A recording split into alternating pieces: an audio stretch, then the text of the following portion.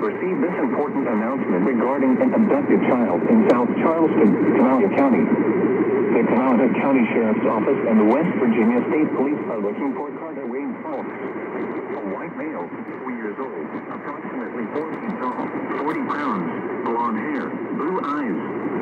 The child was last seen at 6821 Brounland Road, Alum Creek, West Virginia, and is believed to be in extreme danger. Authorities advise the child was likely abducted by his mother, Sarah Hall.